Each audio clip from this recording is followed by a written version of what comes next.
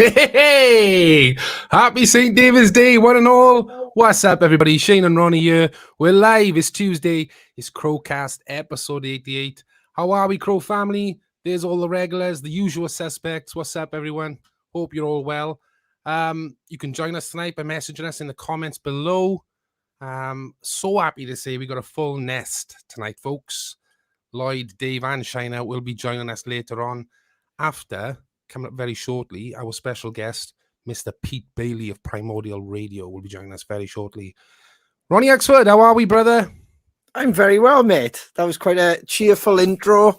Very patriotic and reminded me I got to watch Twin Town because I haven't watched that for quite a while. So for anybody who haven't seen that movie... Twat.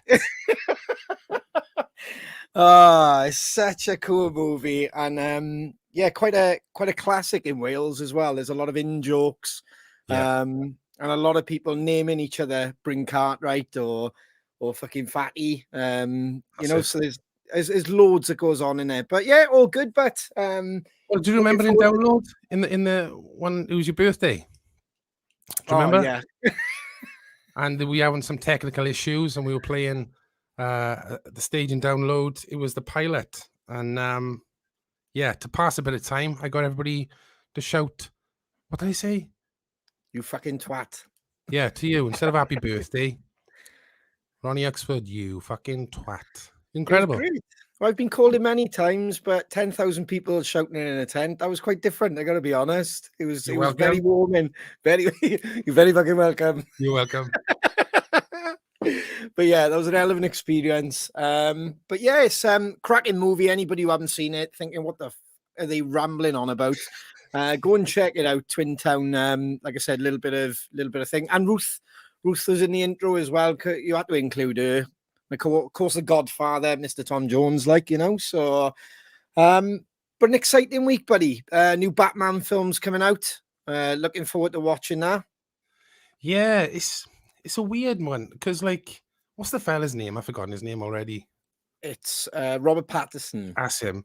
Like, he's a bit of an awkward character on like interviews and stuff, isn't he? But by all accounts, it's apparently like critically brilliant. So yeah, looking forward to that. You know what I'm like by now. Even the boys, because like you and China were having a conversation about Marvel the other day. I try and stay away from all the trailers. So I knew he was announced to play Batman.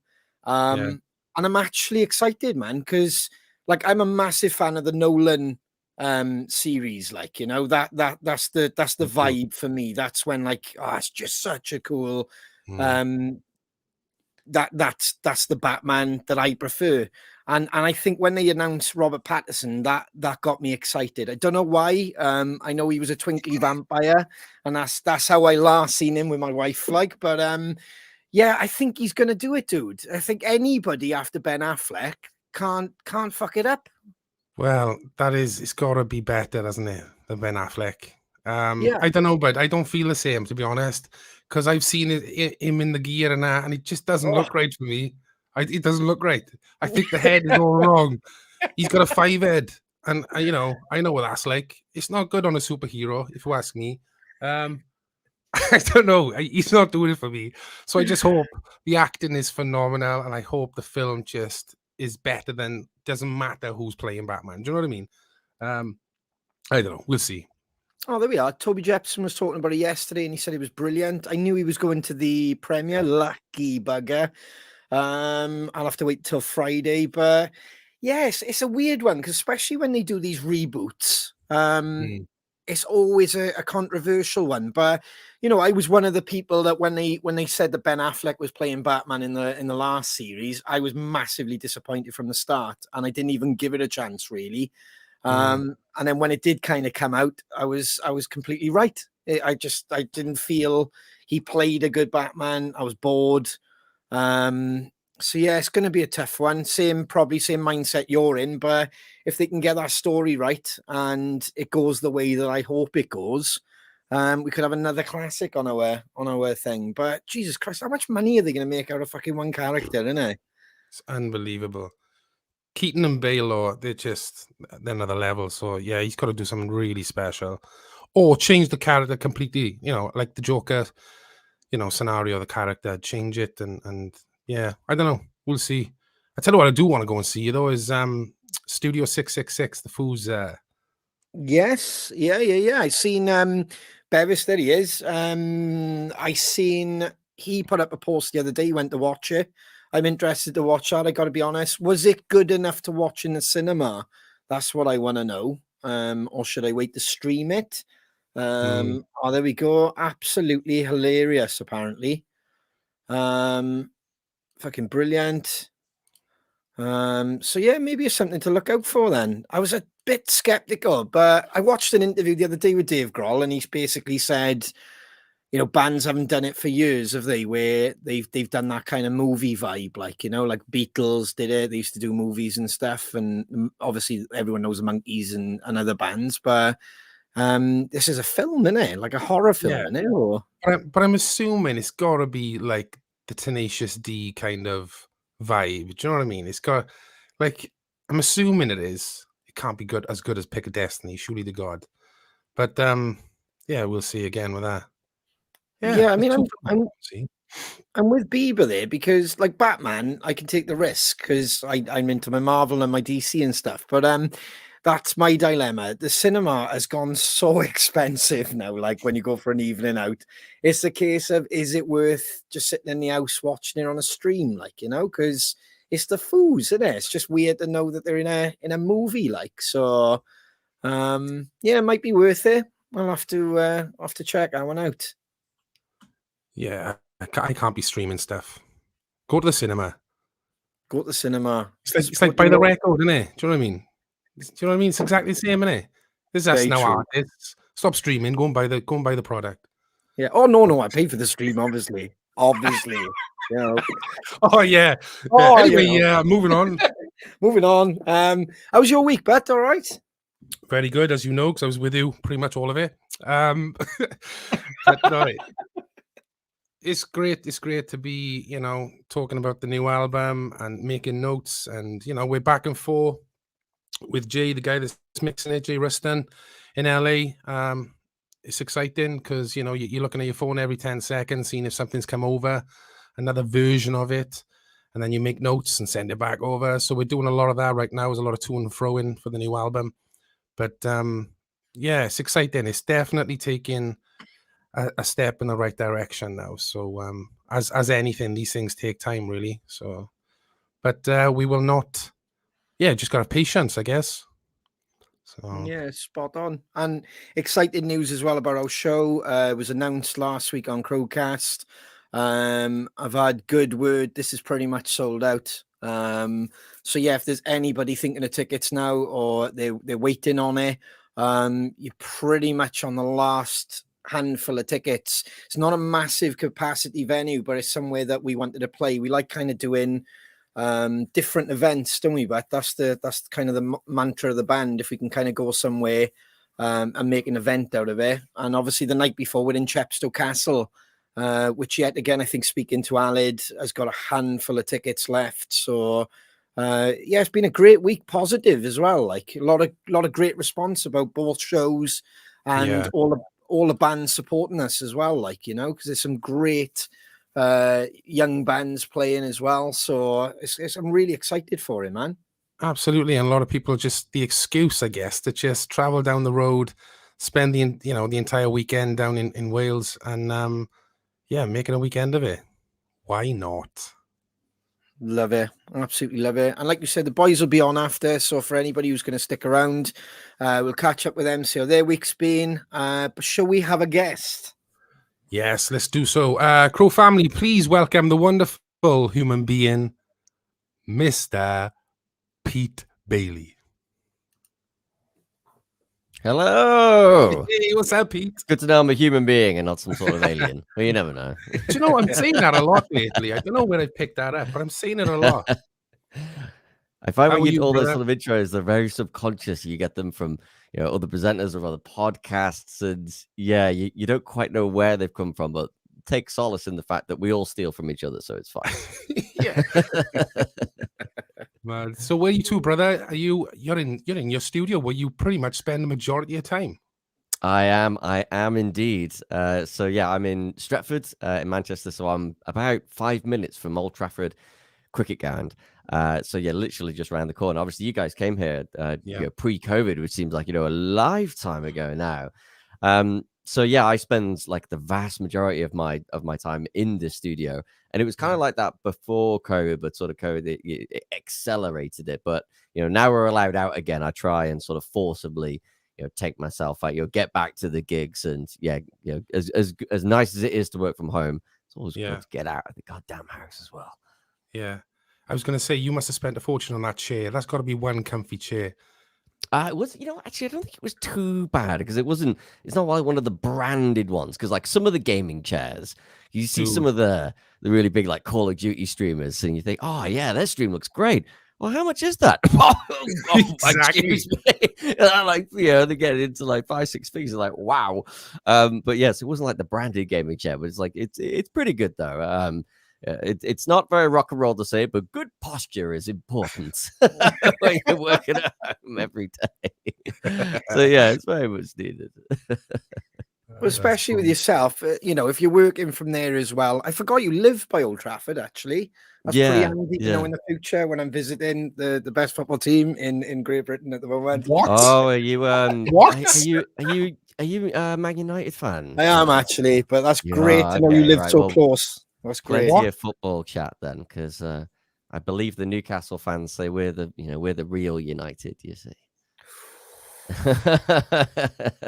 United are anything but United right now. It's seemingly so. It's seemingly so. My friends from home, like in our WhatsApp group, they're all Man United fans. So I'm always teasing them about it. And yeah, Good man. I haven't had much to sing about for a long time, but I have at the moment, of course. But I'll enjoy it whilst I can. No, I genuinely forgot we visited you, and you were so close because I think I went up a couple of weeks ago to watch and parked right by the cricket ground. That's literally, you would have been like 5 minutes. Honestly, next time, just pop round and come in for a brew, man. It'd be great to see you. You're more than welcome. I'm genuinely around the corner from the cricket ground.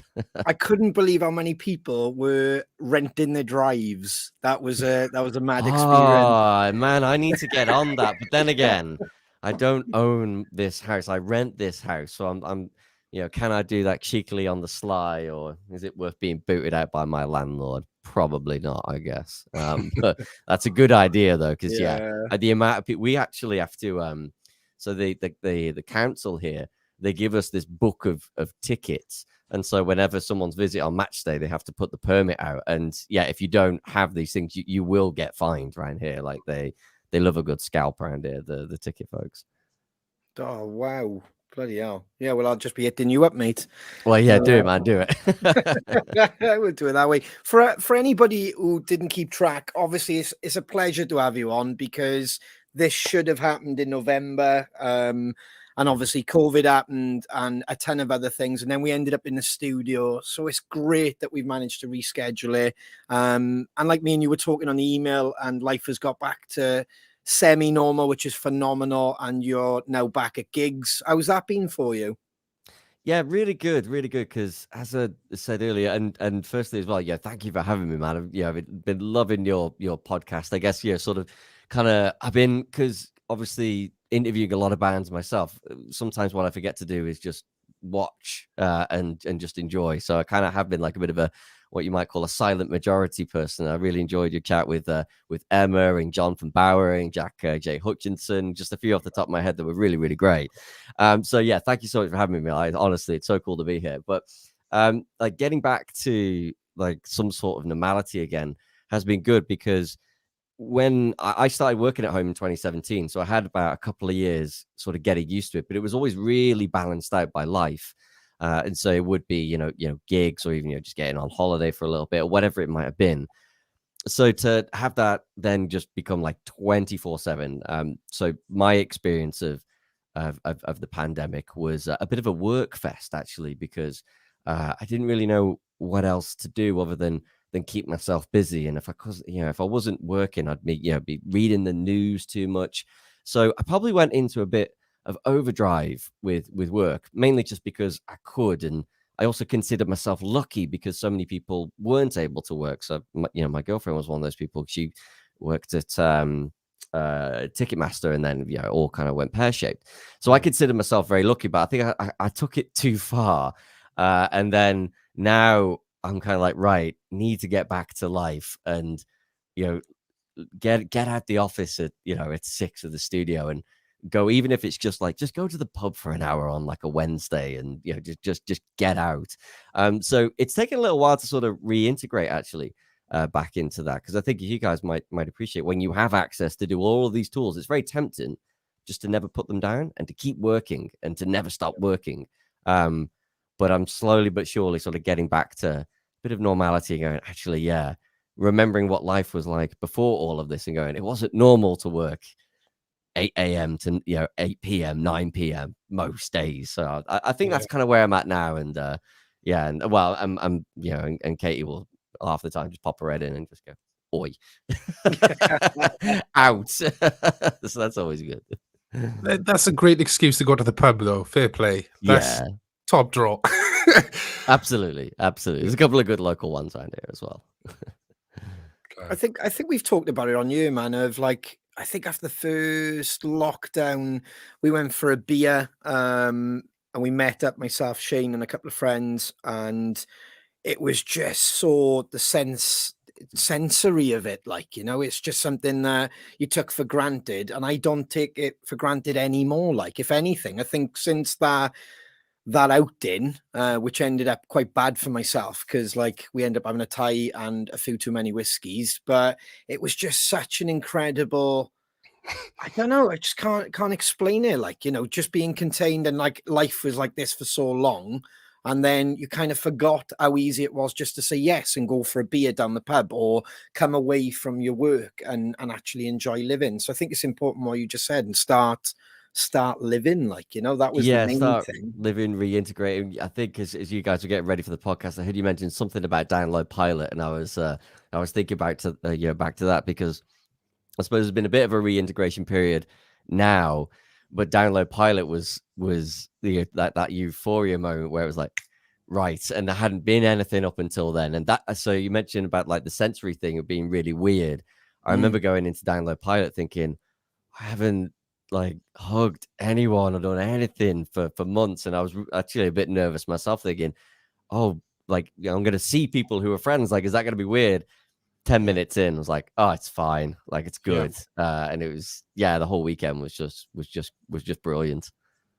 It's mad, dude, because we did a gig in Birmingham last week, and as we were driving up, Ronnie's by the side of me, and we passed the pub that we went into for lunch when COVID was at its worst, and they were kind of just opening the doors to have a meal, and me and Ronnie were sitting on the table, and it was like, we're sharing food, and even that was just, it blew Ronnie's mind. But doing the gig last week, we kind of forgotten about it until we passed the pub. Do you realize, oh my God, remember when it was really strange just sitting down and having a meal? Like, and that's just like the standard normal thing. Yeah, and I think it's going to be really interesting, say, I don't know, 10, 15, 20 years, and we'll be talking back in this period, and you might mention to someone the term social distance gigs, and relative, new bands in 20 years' time be like, what? Be like, oh no, we had to gig with, we had to do like rock and metal gigs in tables of 5. It's going to be a weird thing to look back on. The only thing you can't look back at that and go, well, there's just great tenacity, to keep it going either way, even if it was just tables of 5. Because I did see quite a few bands doing that. I guess it was better than nothing ultimately, and it did help, keep things going in that in between. But it is weird. I know what you mean. It is weird to kind of look back and now going, oh, I just can't believe that we were doing that. Crazy. And how quickly it became normal. That's another thing. How quickly that situation was normal. And then to do what we took for granted was not normal. It was abnormal. And it was just a total head fuck. But man, I think we're on. Well, there's nothing much more we can do now. If we all had your jabs, and I just think we just got to go for it now, man. And all the gigs are coming back in, including the one for Primordial, which was super stoked. Yes. Yes. Yeah. So, there it is. There it is. Yeah, genuinely cannot wait for that. It's and it's been a very, very odd journey to kind of get to this point. So it's called the Primordial General Mayhem. So we started out, and I guess a little bit of context on this with Primordial is that we're a little bit different set up as a radio station in that we're funded by memberships, and in the very beginning, shareholders. So there's about half of our members are shareholders and own a piece of the company. And so we decided, we're going to have an AGM. AGMs usually are very, very boring affairs. They're going always your P&L and, is all of the quarterly figures. We thought, all right, well, we'll do that. But I'll tell you what we'll also do. We'll also have a gig. So the first gig we did, it was back in 2018.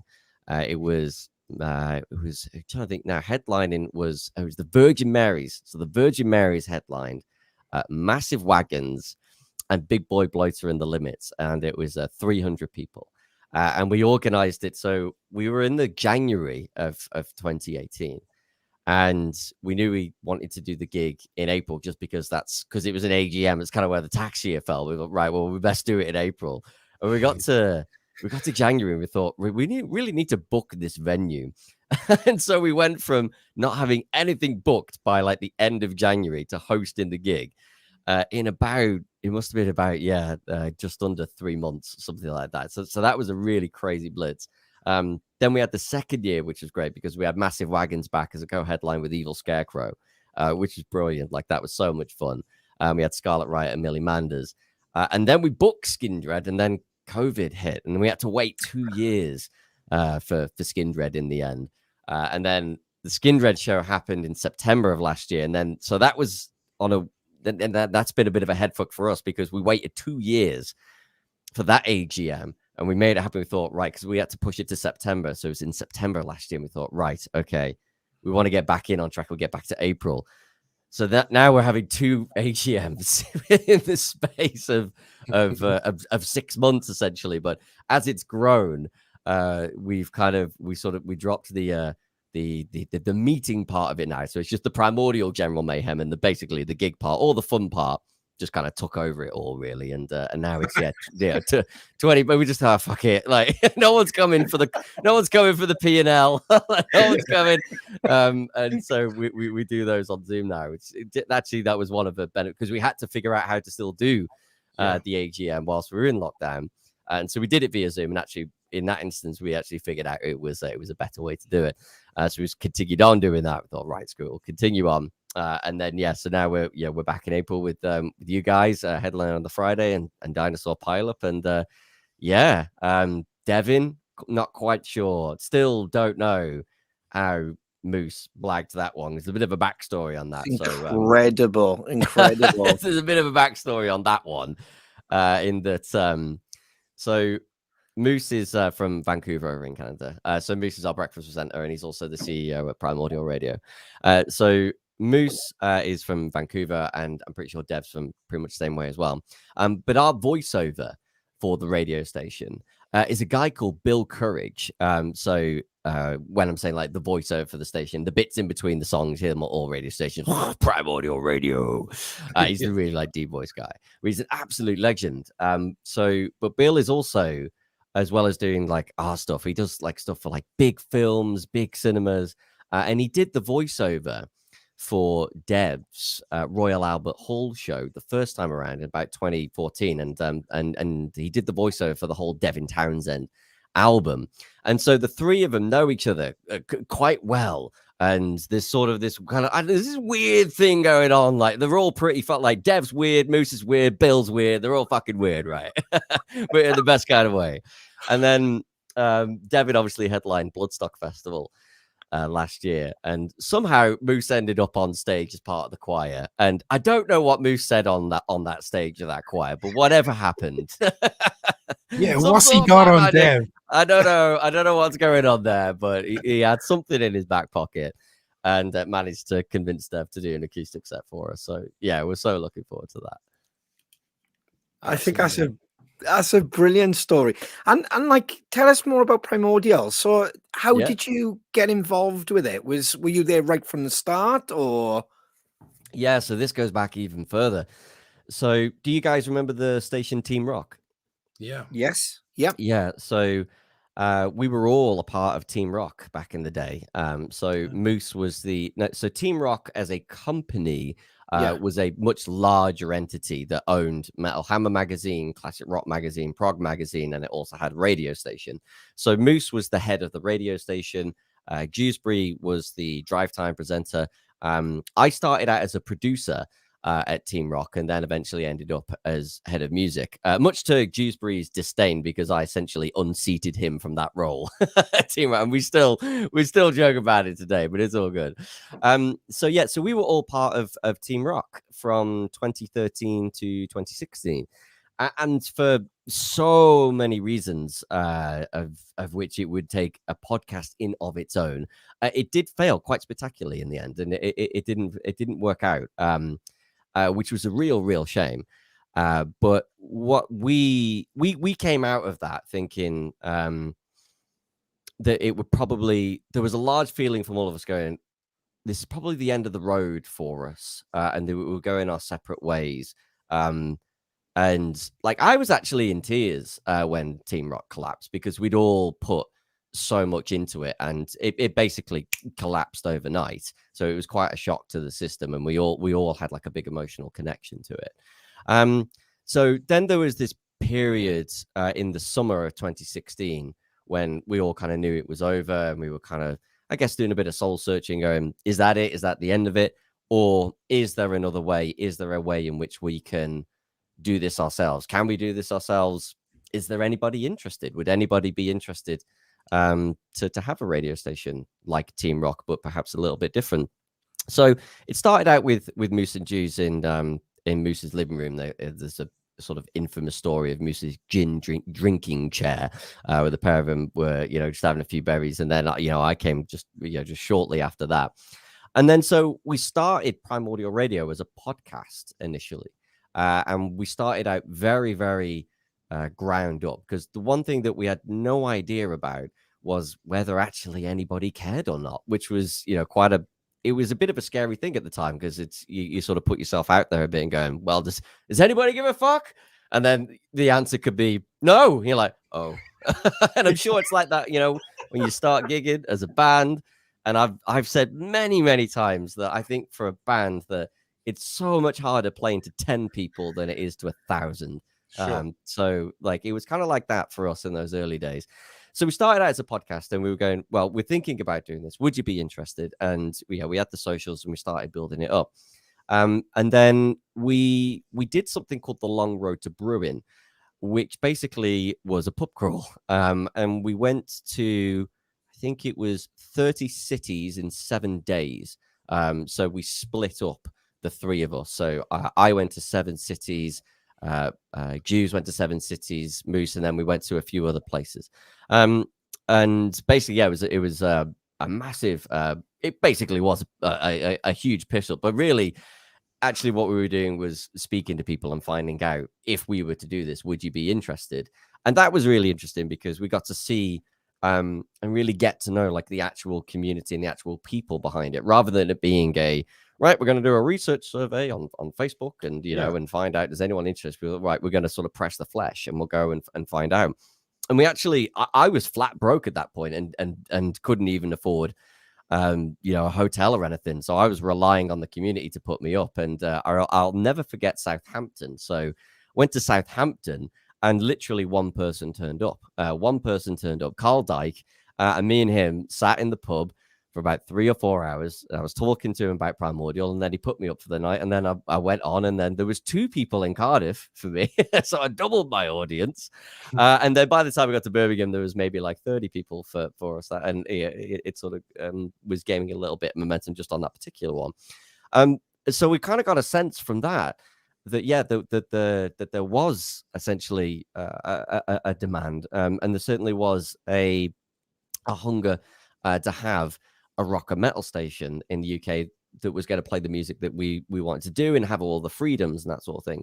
So then we put like a proper business plan together, and we did what's called a Cedars campaign. So Cedars is basically crowdfunding, but equity. So it's you're not donating money, you're buying shares.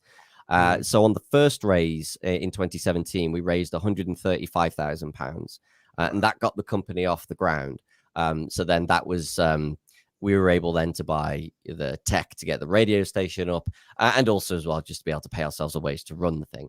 And then we ran that for about a year. I think that was 18 months. And then we did a second raise, which got £120,000, and then we've been building steadily since then. Then we started adding more presenters, doing more gigs, doing much more on social. Obviously, we did the gig with you guys at Rebellion, and it, and then really it's sort of ballooned from there, and everything from we've also done lots of our own merchandise and stuff like that.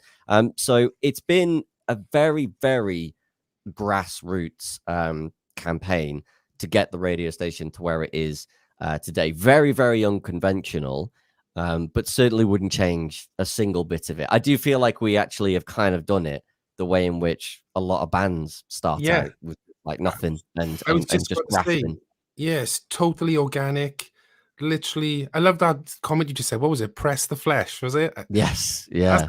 That's a great name for an album. I'm gonna write that down. Yeah, Press the Flesh. Yeah. Write it down, Jay.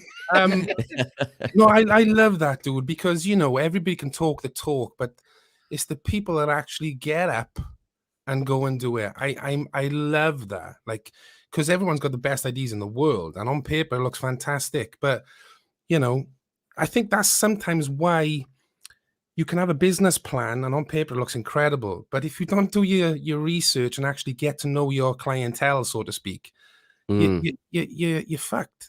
No matter how much money you put into it, it's got to, the need and the want and desire has got to be there first and build how fast. So congrats, man. It's exactly like a band.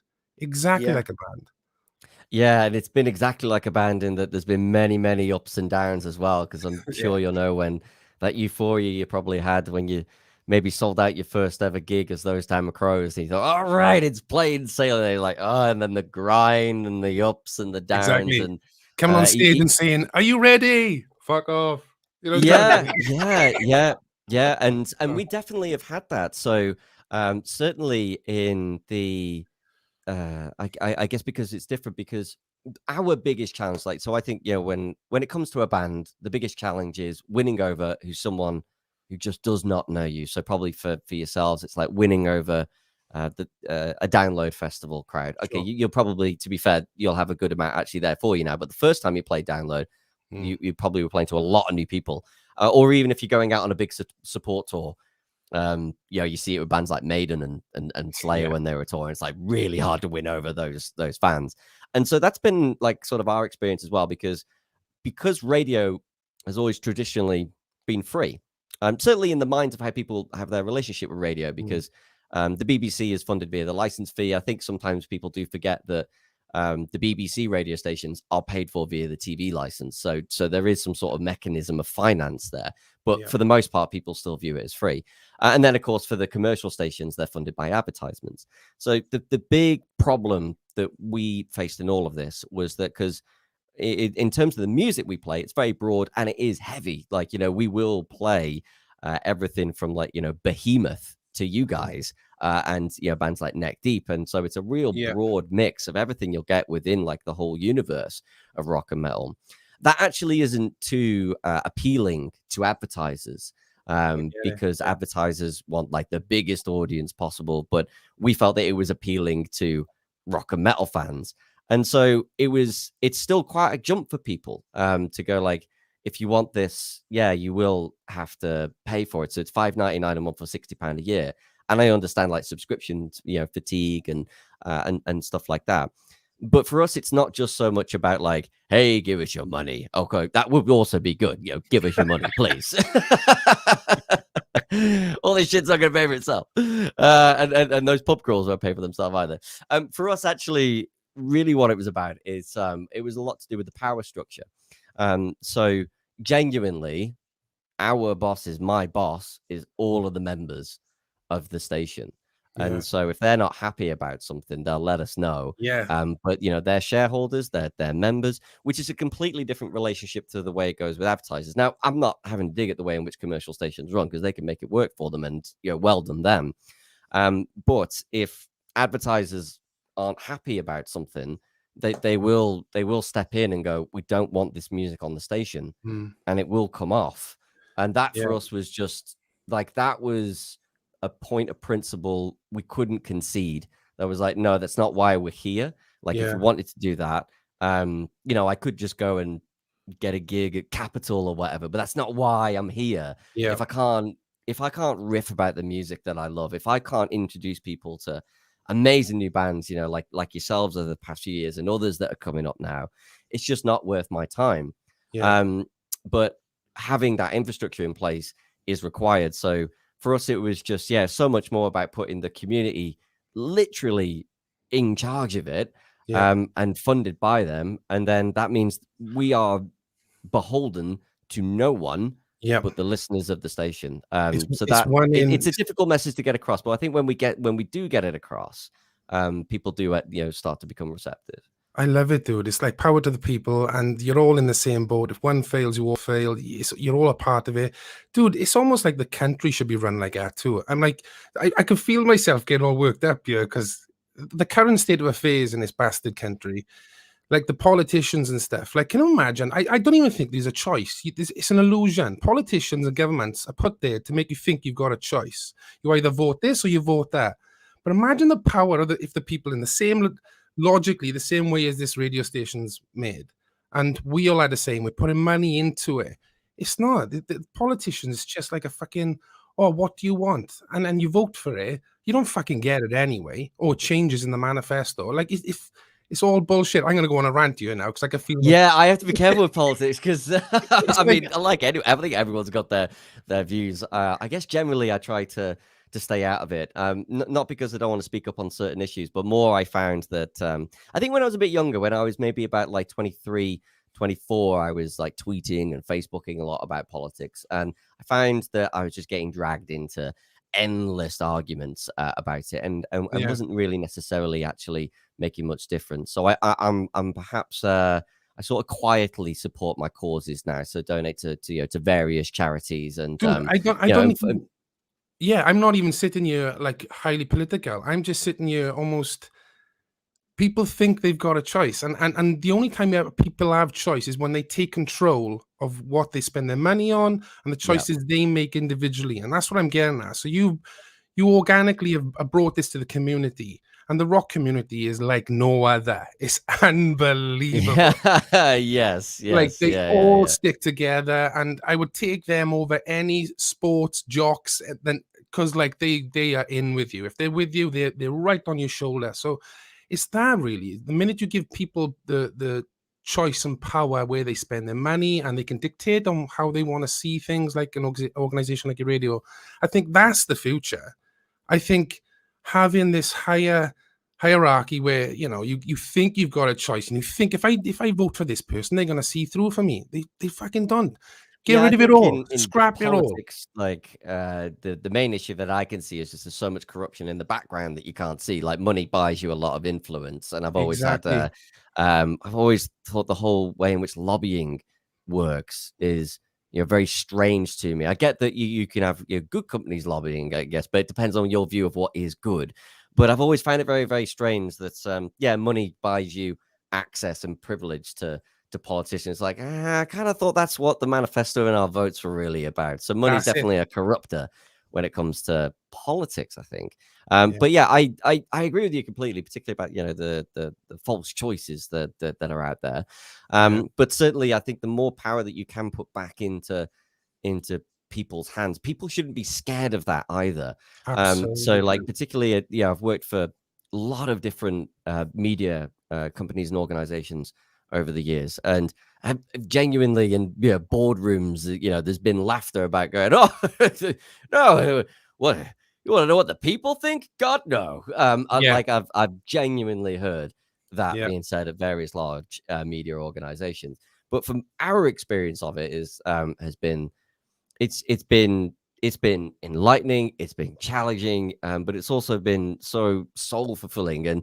But also, I would say, is that you can learn so much. So every day I'll get a tweet going like, "Oh, Pete, this band's getting played too much," and and maybe they might be justified, and then I'll go, actually, have they got a point? And I might look at it and go, actually, they probably haven't been played too much, and I just kind of need to tweak that. And so that direct connection, I think, is what is the real big point of difference between us and I guess other media organizations. If any of our members, if anyone is unhappy with something, our lines are open, and they can get in touch and they can voice their concerns. But also, we'll see them at events like the General Mayhem, and we have other events around the year.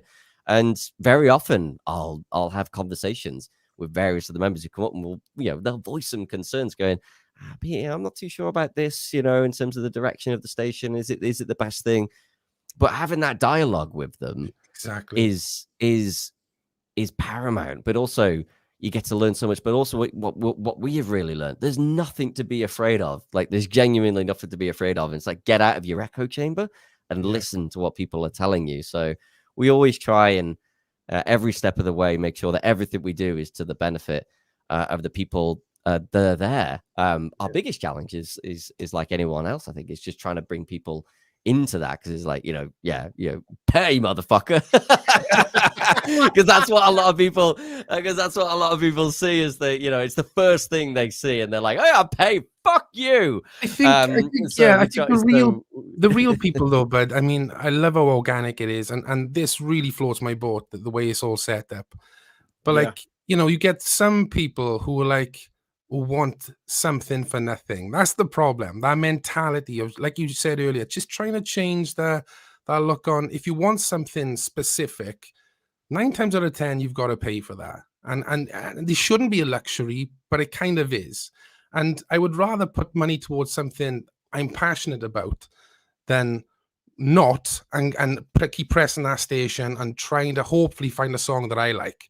You know what I mean? I think this is where I have a hope, where after 20 years of the digitization of not just music, but everything, I think people are seeing the value in the things they love again. Because I'm not going to lie. So I'm 32. I grew up when LimeWire was a thing. And I just grew up in that time where, like, I didn't even know it was really wrong to do it right. And, I downloaded Linkin Park versus Jay-Z.exe, and it fucked up my computer. I was right there in 2003, and I did it, and I kind of grew up. And then over time, have realized that that and many other things, we need to put value back into music. So you see things like us, but also you see things like the Patreons that are cropping up everywhere, and various fan clubs, stuff like that. You see the absolute resurgence in vinyl, where people are willing to put their money back into value again. So I think for me, people are putting the idea of value in terms of because previously it'd be like, oh, there's no value in an MP3 or a bit of music, but actually I think people are really seeing the value in that now. It's just how it's being borne out. So whether it is a Patreon or a radio station, I think our relationship with music is sort of changing again, but hopefully in the better, because generally speaking, I don't come across too many people now, particularly in the music world, if it be just at a gig or whatever, who go, oh yeah, I'm just going to nick all this band's music. At the very bare minimum, they're paying for a Spotify subscription. So it's at least something. I know, and I'm sure you guys know it's very, very little, but it's a mindset change, I think, most importantly. So I hope that can continue, is that, putting the value back into things. I agree, brother. Totally. Go on, Ron. Sorry. Yeah, no, I was just going to agree. I think if you want to be part of something, whatever it is, whether it is music, I mean, we've got so many friends who are part of your community anyway. And the good thing is they are solid foot soldiers, I call them, because they will passionately tell everybody, why aren't you part of it? Ignore the money side of it. Do you know what I mean? It's like me personally, I have enjoyment, and I genuinely pay for them, whether it's like wrestling or whatever. I'll pay my subscription to those channels, and I know what I'm getting for that. Then I can go on my forums and then do the geeky stuff and talk about whatever. But it's exactly the same with music. If if it's what you feel passionate about, and especially like a lot of the people that I know, they go, whether it's to the event, but they'll also go to your downloads, they'll also go to your more independent shows.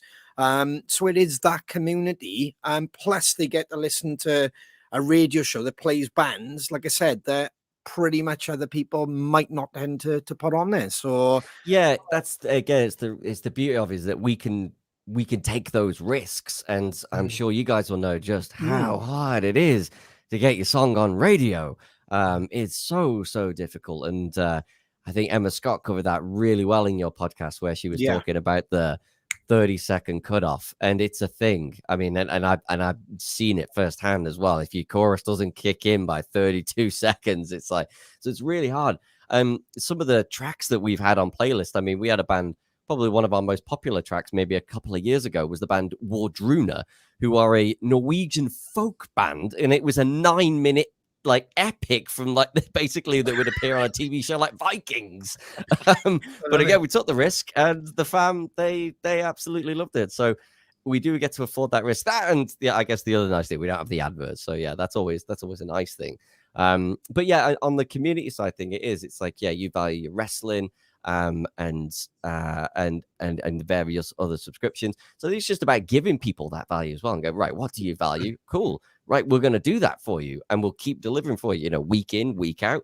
Of course, you constantly learn, and things change over time. Going, okay, I think it kind of like, again, I with the band thing, I think there's so many great analogies here. It's like, as you grow as a band, you'll know, going, okay, well, we think, our first album sounded like this, but maybe we don't want it to sound exactly the same. So what we're doing now also isn't exactly what we were doing 5 years ago, but the principle remains the same.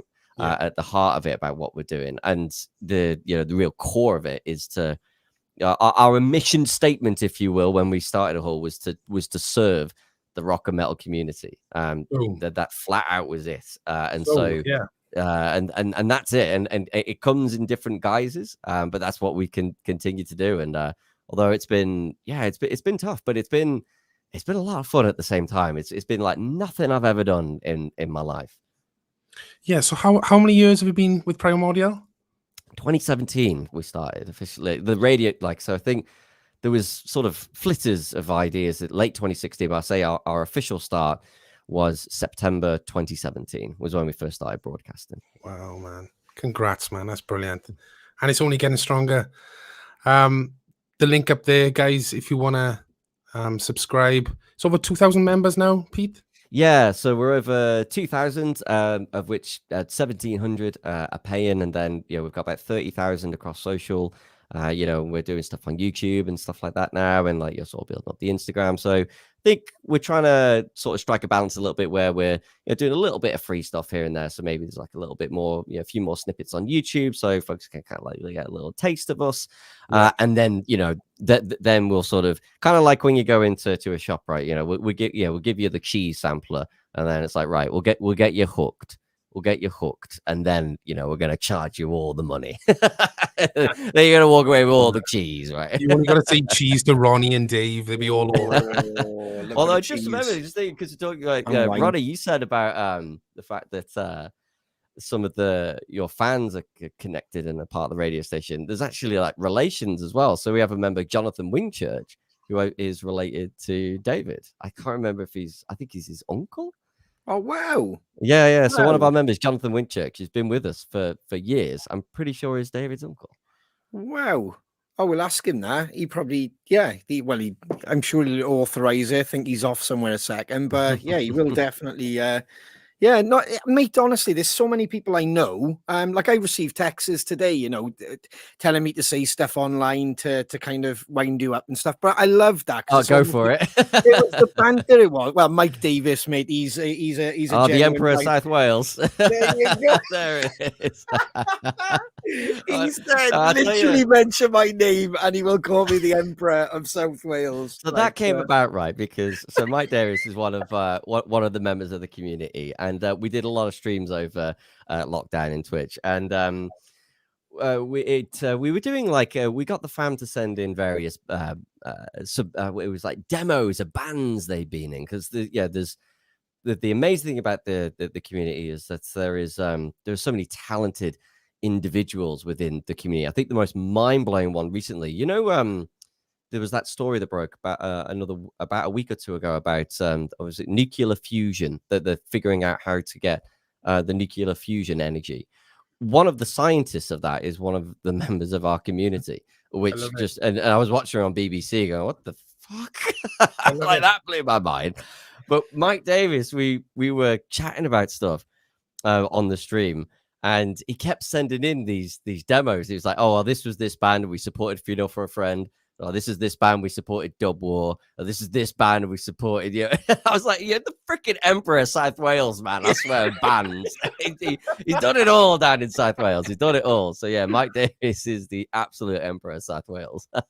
Which I owe him because he gave me a copy of Pure back in the day, which was 3 Colors Red, and that's how I got into them. So oh wow. Yeah, and like I always see him posting about your playlists and everything, and that's kind of what got me gripped, because I could see how versatile it is. Like you said, it's just how many bands that you will play, and there's some on there where even my head will turn and go, "Fuck, they're playing them, are they?" And that's a cool thing, like, So yeah, and I guess in a simple way, I guess we're a little bit like your Spotify playlist on shuffle, because I don't know about you, but I feel like when you speak to a lot of people today about like their personal music taste, they'll say, yeah, it's really fucked up now.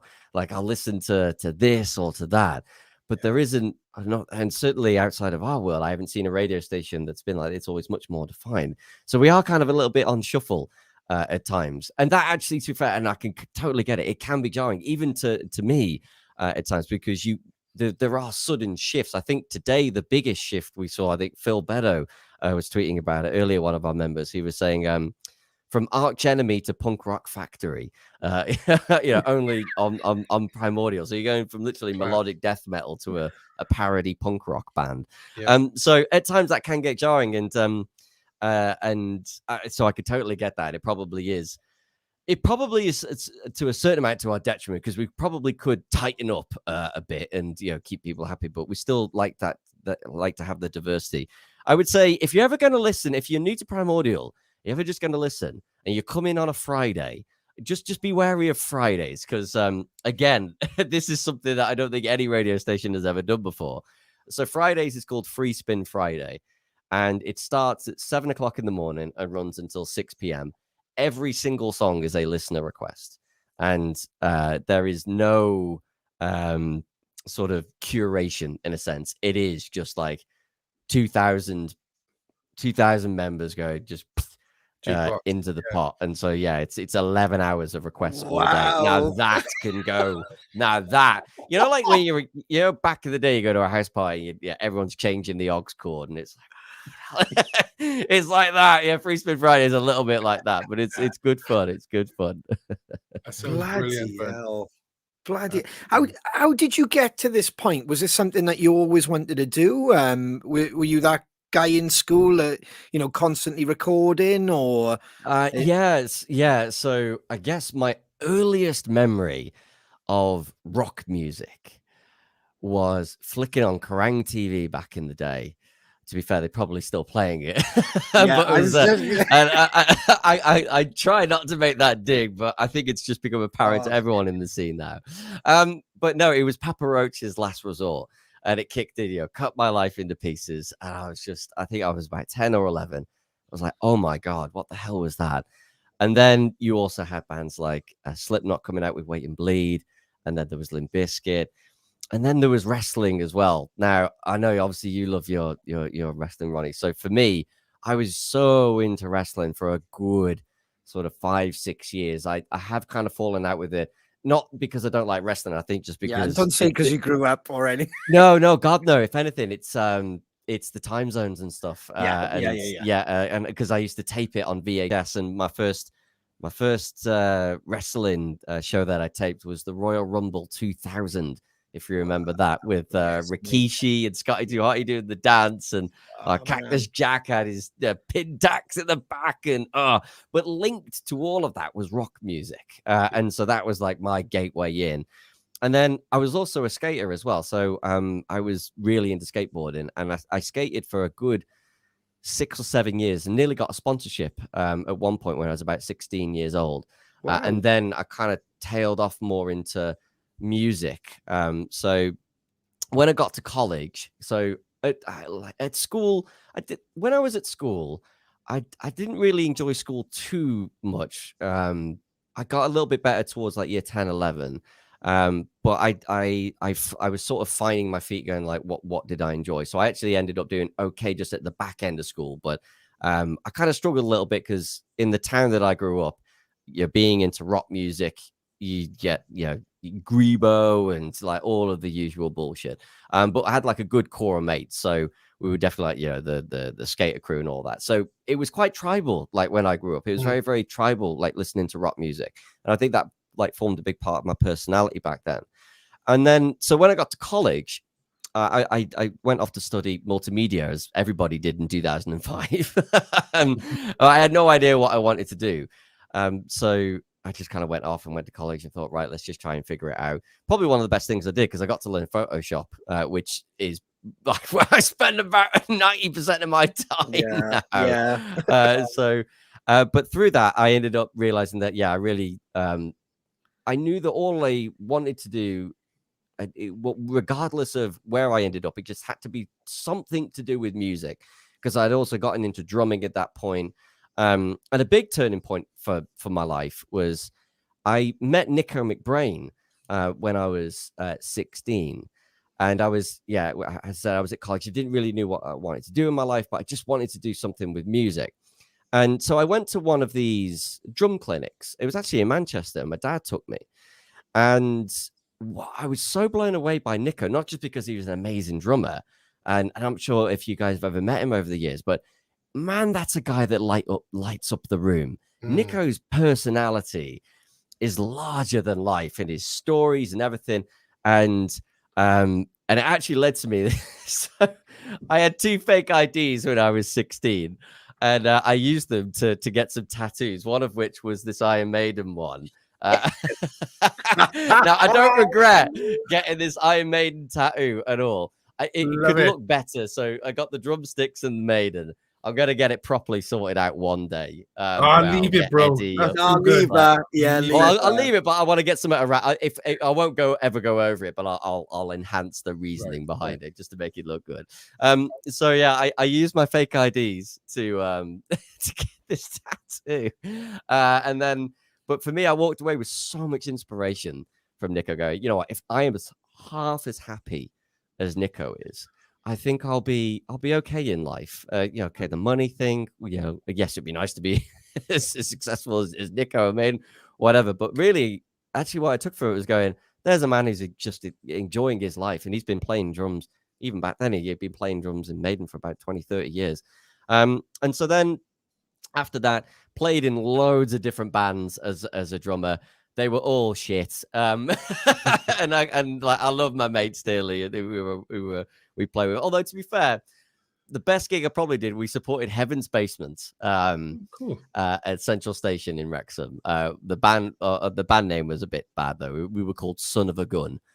So it was a bit on the cheesy side, but it was good. So we supported Heaven's Basement, and then ended up in uni. And as you probably experienced with various bands over the years as well, bands can very easily fall apart. Like keeping a band together is one of the most difficult things, particularly in the early days where you're figuring out chemistry and you're also figuring out commitment levels of certain members.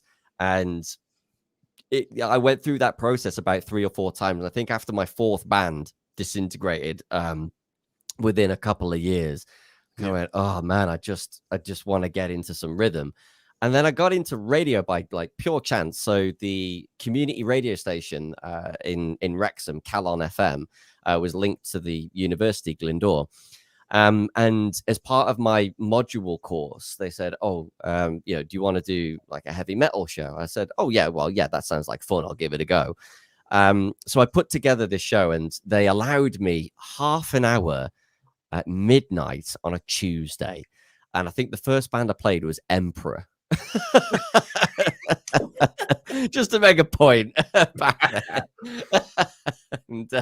and then they eventually gave me an hour and then a couple of hours. And then I got very involved in the local scene in Wrexham, connected with a guy called Ian Shaw, promoter, booking agent, who you guys I'm probably sure aware of. So sort of started connecting up and interviewing bands. And then it kind of really snowballed from there. Within 6 months of that first half an hour show, so that happened, I think, in like January. Within 6 months, I was interviewing Slash at Download. It was a mental, like crazy 6 months. Wow. And then it kind of snowballed from there. And then I ended up because I used to one of the things I used to do was I used to come home after a night out, and I used to listen to Johnny Doom's show on Kerrang, the Temple of Doom, on a Friday or a Saturday night. And I used to get home at about midnight, 1 o'clock, and I'd be licked out. You have to drink in too much, and I just put on, listen to my headphones. And I used to listen to all the new stuff that Johnny was playing on his show. So when I got to meet him at Download Festival, I was like, oh my God, it's Johnny Doom. And like we just kind of hit it off, and sort of became friends. I did an internship, and then I ended up. Well, basically, once my foot was in the door at Kerrang, they would have had to surgically remove it. I wasn't leaving. I was literally Leo from Wolf of Wall Street. Yeah, it was Leo, was it? Yeah, going, I'm not fucking leaving. So, I was in, because originally it was supposed to be like a 2-week internship. I was like, no, fuck off. I'm here.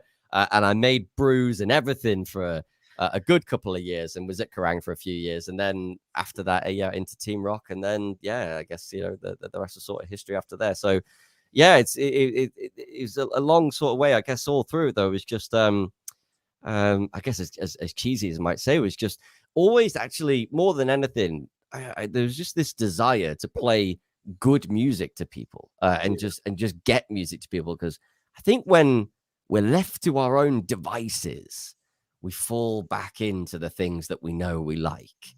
And that's okay. Like, I do that. Like, we all do it from time to time. But I kind of feel like musically, we all need a push. We all need a push to go like, hey, you need to listen to this, get into this, to kind of get you out of your own ruts. So I guess I've always been that person. It's like, I'm going to get you out of your ruts. I love that, dude. And music, for so many people, Crowcast, people saying about, how it's helped them through COVID and stuff. But music in general is literally the savior. It can literally pick you up. And even when you feel like shit and you want to, hear the heavy stuff, and it lifts you, bro. It does something. And I've said this numerous times. There's something in music that will be I know it's kind of proven now it lifts people's, but I just think it's going to be later on in life, years down the road. I'm talking about the next generation. Music will become part of, and it'll be a necessity, as opposed to the government saying, musicians, go and get another job because COVID's it.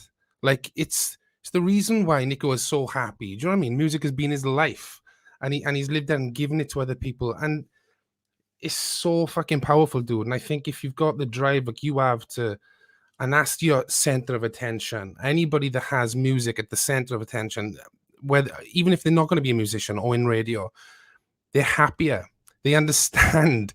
It's therapeutic. It's your counselor. It's your bands are your counselors. It's so fucking important. And I think it needs to be almost set up in schools differently. I think it needs to be investigated upon. It's amazing you say that. So I've been so lucky over the years as part of all of this. I need to actually sit down one day and build an archive, because I think I've interviewed about over 1,000 bands at this point. And through all of those conversations, I've learned a great deal, not just about music, but about life and all these various different things. And one thing that I've learned over the years is the Scandinavians seem to have this set right and set better. So there's various schemes and programs in countries like Sweden where rehearsal rooms are free, or you either pay for them and you get them you get a kickback on it. I did a great interview with Speed from Soilwork about this, and he was talking about the fact that the early days of Soilwork, if they didn't have that rehearsal room there for free, because there was no Zoom or anything back then, they wouldn't have had anywhere to rehearse because they didn't have the spare garage or whatever. Because of course that's not what not everyone will have the rehearsal space available to them.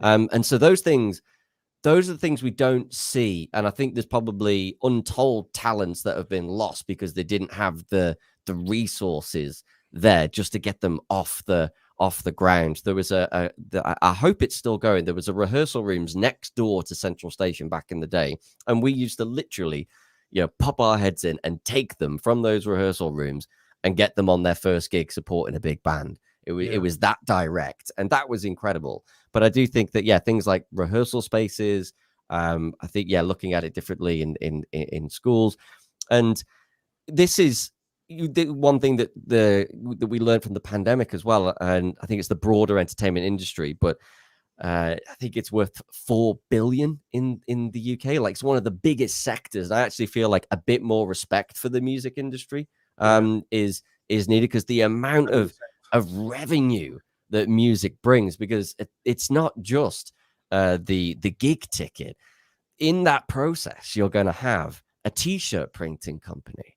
You're going to have crew, sound engineers, lighting engineers. You're also going to have people booking in hotels, transport, trains, everything. You think about how many different parts of an economy one gig will fuel. And it's like, you're goddamn right, you need to give us some more respect, in my opinion. Yeah. And so music is so hugely powerful in so ways. And I'm well with you there. And I think music deserves more respect in this country. It really does. All the arts do, because it's sad. You've almost got to put that spin on it, Pete, for somebody in power to go, okay, take it seriously. Because even if you take away all the finances and how much money and good it does for the economy, fuck the soul, bro. Like, well, that of course. If I'm fucking singing a song and nothing has hit harder when I've written and penned a song, and there's someone out there that I don't even know has messaged and said, shit, that is literally like you've just wrote that for me. And then there's that connection. And then you go to a gig and then there's hundreds of people singing it. And it's not even, I think that's a service. That is way more powerful service. And don't get me wrong, I'm not sitting there penning a song to save people's lives. I'm just telling my truth. And exactly like what you've done with your radio station, you've done your passion, and that attracts people, similar, like-minded people. I guess you could call that like you're investing in humanity. Ultimately. 100%. You're investing in some of the better parts of humanity, because as we know, humanity is a very broad spectrum of good and bad right across the board. So put your money into the better things. But I even think the word art, the what that says to people. If you said art, like, oh yeah, okay, Ponzi art. Do you know what I mean? No, but like, it's not art. It's like it's the beauty and the fucking sheer evil of shit. That is art, and how you portray that in whatever your art is, whether it be music or it be fucking painting or what have you. But it's just sheer expression, I think. And this is the amazing thing about it, is that you could take that right back to as far back as 100,000 years, when we decided to scribble things on caves. Why on earth did we even decide to do that back in the day? Because we must have felt something. Our ancestors must have felt something about the world back then to go, it's to tell this is story. Important to note. It's to tell their story. And I think that's all people crave for sometimes. If they're going through shit or they're happy, telling their story and experiencing it and sharing it with other people, that is fucking it. And I think this, it's all very well jumping on and being corporate and trying to find money and monetize it. Of course it is. That's kind of sadly the way of the fucking world. But I think if it starts in a new program with kids and schools, everyone's growing up healthier, happier, and then go and earn a shitload of money. But do you know what I mean? It's like, it's not paramount right now. It's a hobby. It's something you like doing. No, it is far fucking more important than that. It is literally our soul. It's like, it's what gets you up in bed in the morning. And that's always one of my biggest concerns, I think, with bands today. So one thing always try and do with bands, because as time goes on, you build relationships with bands. So if I played a band 5 years ago, they're in a much different place to where they are now, exactly like with you guys. Yeah. And so one thing I always try and keep an eye on with bands is making sure that, right, try and make sure that you can take those right steps, because I know that it's every band's desire for it to just be their living. That's the main thing I hear more than anything now. There's I think there's a misconception about bands, because back in the day it was like, I want to be a rock star and be a millionaire. Speak to any band now, it's like, I want to pay the rent. I want to pay the rent, and I just want to be able to do my art. Like that's it. So in my mind, you're talking there, like that's bare minimum stuff. Just paying rent, that's bare minimum. Yes, everyone's you should deserve a living out of this. We should all deserve. You put the hard work into it, you should definitely deserve a living out of it. But it comes back to the value thing. Exactly. And I think this is why it's so important for every step of the way. Wherever anybody in any part of the music world, but us as fans too, recognize value. And if you truly value something, put your money in your pocket. I think I heard you say earlier that I'm not doing the streams, I'm going to the cinema. Cineworld, they're doing £3 tickets now. I mean, what more can they do for you? Fuck, I didn't know that. That's yeah. incredible. I think it's Cineworld Fridays or something. I saw some folks talking about it. Incredible. That's incredible. So obviously so this is where it's not so much of a music thing, right? This is a societal thing that's happened over the past 20 years. So it's music, it's film. There are some industries that seem to got away with it, like the gaming industry. Like they seem to have pulled a blinder. Like everyone's like, not only will I pay for the game, I'm going to pay for all of the, the extra guns in Call of Duty and the skins and everything. Incredible. And there's all of that in there. So I think there is so much room for us within the music world to rebuild what was lost, but in different ways. And I'm not saying that's like go out and buy CDs, because if you love CDs, that's great, that's fantastic. But we have a whole generation of people now who've just never connected with CDs, so we have to offer them something different. But we have to find ways to connect with people, and this is why I think things like these live podcasts, Twitch, the Patreons, all of that sort of thing are so good, because it gives an opportunity ultimately for people like myself and yourselves as a band, not just to survive but to thrive. Because as this all goes on, you'll want to be able to pay your mortgage, and you do this and that, and maybe enjoy a holiday. Nothing even extravagant, right? But just live a fairly good life. And I think that definitely got lost. So I'm all for trying to rebuild that back. And any ways we can try and get that message across to people, I'm all for. I think it's getting people over the sticker shock a little bit, because everyone's been so used to free for 20 years. We kind of have to we have to rebuild back, slowly but surely. But I do think it's getting there. I think you just hit on it then, man. The generation we're in now, and the era we're in, you can start a podcast or you have a community yourself, so everything's a lot more transparent now. Like the way you guys are talking then is perfect, and everybody gets that insight into it. So nothing's screened, or nothing is cleaned up, like, oh, you can't discuss this, you can't do that, you can't. So everything now is just general chat. And the fact of like Twitch and other places for people to go and get information on, I mean, that was a great thing about the lockdown, was I discovered so much about what's going on. Like, I had a look more at what was going on in my own house with what the kids were watching and stuff, and everything is there for you now. And it's just incredible how that info is free. Like, do you know what I mean? Or the insight is there, which kind of pulls the curtain back and shows you the reality of the situation. Like, so. Well, you look at some of the biggest success stories, and a lot of it, will be independent folks, influencers.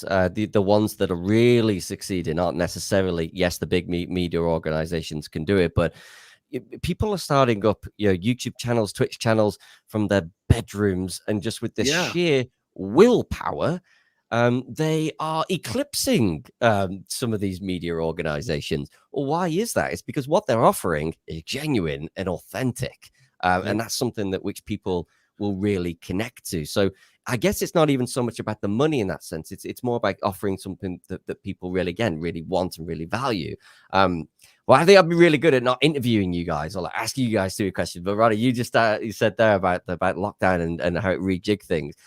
Did it sort of fundamentally change the way that you operated and thought about the way that you will succeed as a band? Because I guess avenues of revenue for a band is like, right, we'll tour, we'll make some merch, and maybe we'll get a bit out of the royalties, and that might be it. But I kind of feel like from a band's point of view now, there must be so many other different avenues you can look at and go, wow, we could do this, we could do this, and we could do this.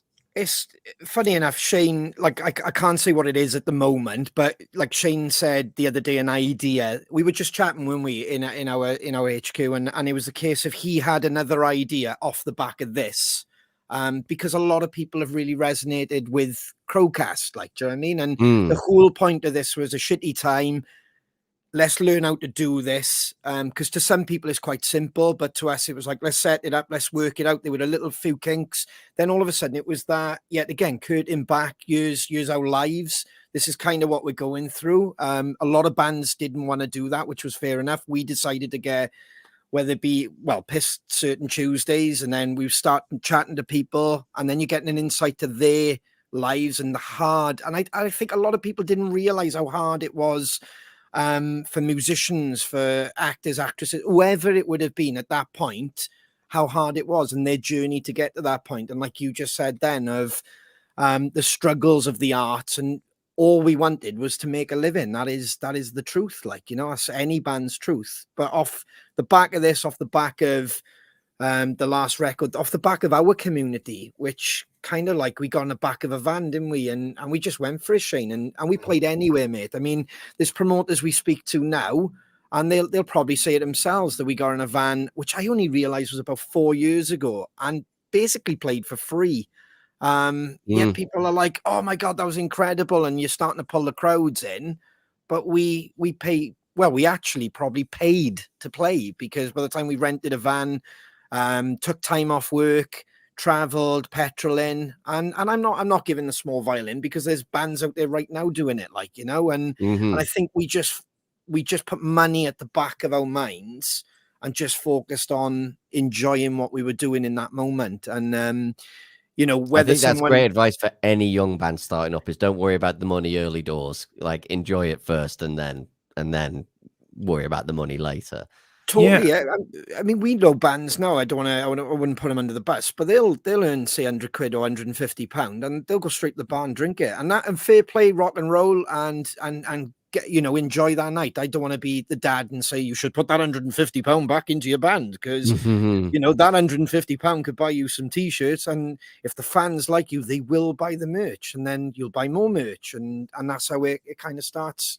So I think that's kind of how we worked, didn't we, Shane? And we just, same as, exactly the same. I think that's why Shane resonated at the top of the show. It was the case of, if you build that community and you keep it strong, they will look after you, and you try and look after them. And I think that's what we did. A lot of people thought the Crowcast wasn't the right move.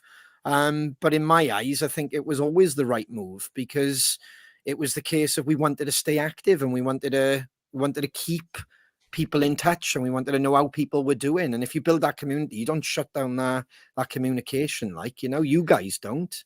I think it's been a great insight into life as a band as well, though, because I think, for many as fans who, and I sometimes forget what that's like myself, because I'm so connected to this world, but what it's like just to be a fan, where you don't know what a 360 is, or, riders and tech riders and all the bollocks behind the scenes, right? You kind of forget what it's like just to be a fan, and so they don't know all this back stuff. But actually, it can be good to know a little bit of that stuff, so you can kind of understand the fundamentals of it, how it works. But I think really the beauty of Crowcast is it's kept you connected to your community, to your fans. And I definitely saw lots of bands who did do that, who kind of sort of dropped off the face of the earth, and they're still kind of dropped off the face of the earth a little bit. So I think you definitely made the right move in starting Crowcast. The truth is, and I'm probably saying the same story, but Shane will jump in if I'm wrong. When everything was going to shit, we were there going, no, we got to do this, and we got to do that. And we're quite a good band of brainstorming. Everybody comes up with ideas. So when we were being told, no, you can't do that, we were like, yeah, we can, like. And then obviously it has happened. Like we talked about having beers, and that's got over the line. It took a bit of time. It took the right amount of time, but then we worked with local businesses. I mean, at the right time during COVID as well, when they needed a bit of help. Coffee, local businesses, the chili sauce. So it's all branded, but it's still all that kind of roots to where we come from. And we genuinely were part of the process on that as well when we Shane. It's not like a control thing, but it was almost like to put our name to it, we had to like it ourselves, or we had to make sure that we were part of that process. And we would tell everybody on Crowcast about that. And I don't think enough people kind of do that, or that's just the way the world's going to have to shift.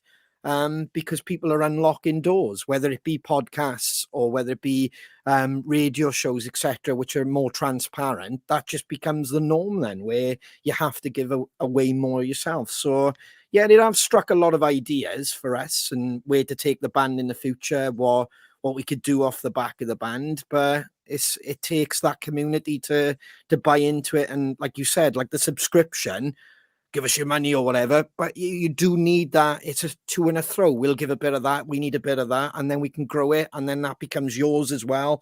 And it just becomes one beautiful thing. Well, that's it. Yeah. And obviously, yeah, with the subscription, it's just, I think it's also like gentle mind going, don't forget every single subscription just helps to keep funding what we're doing, so we can keep bringing it back to you. Have you had a chance yet to do like obviously we're live now, but like I mean like sort of live in a pub or a venue? You've done like a live, sort of press of the flesh podcast for Crows, No, but when you said earlier, because I didn't want to jump on the back and steal the idea, it is fucking great. But when you said like what did you say, 30 cities in 7 days? I think it was about that. Yeah. I love that.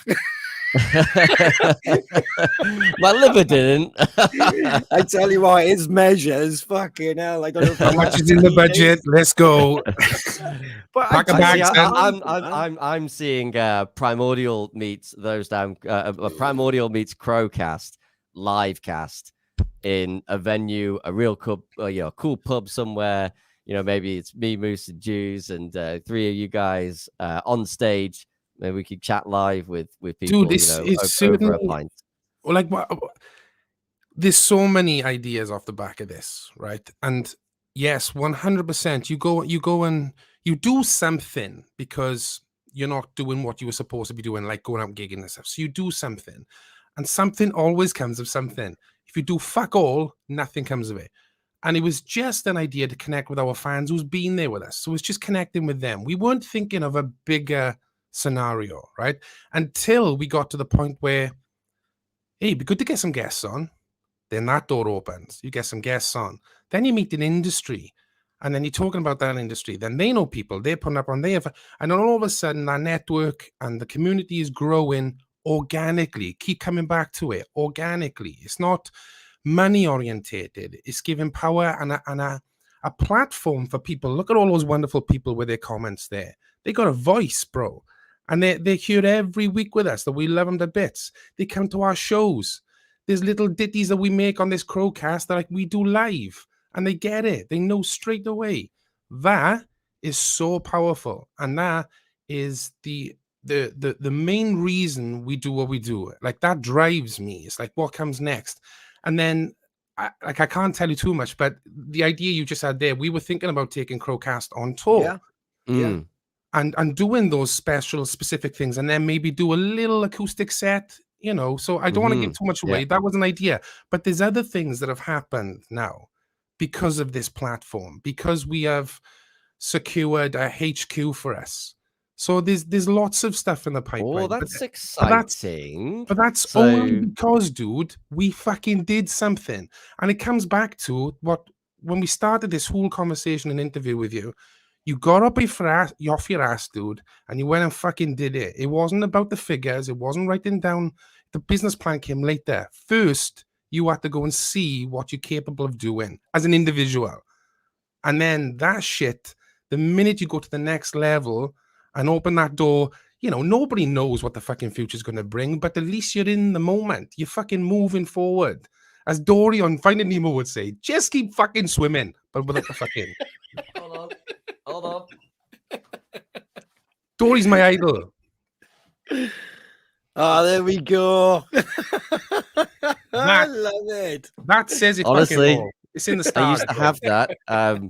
So before I got the plush, I used to have on the wall, like in front of me. So before I moved up to Manchester, I lived when I was in London at the very start of Primordial, because it was flat broke. I was living in a house share with 5 others, and you did everything was one room. You know, the bedroom, the studio. We barely had a living room, so I used to eat in there. And I had the little thing on there. It just said, just keep swimming. Just keep swimming. Just keep going. So yeah, I still have Dory always here. It's a little reminder. I love that. I love the fact you got that. That wasn't planned, folks. That was not No, scripted. I'd say it really wasn't. And I do think we'll chat about that pub crawl, which sounds absolutely brilliant. I'm loving that.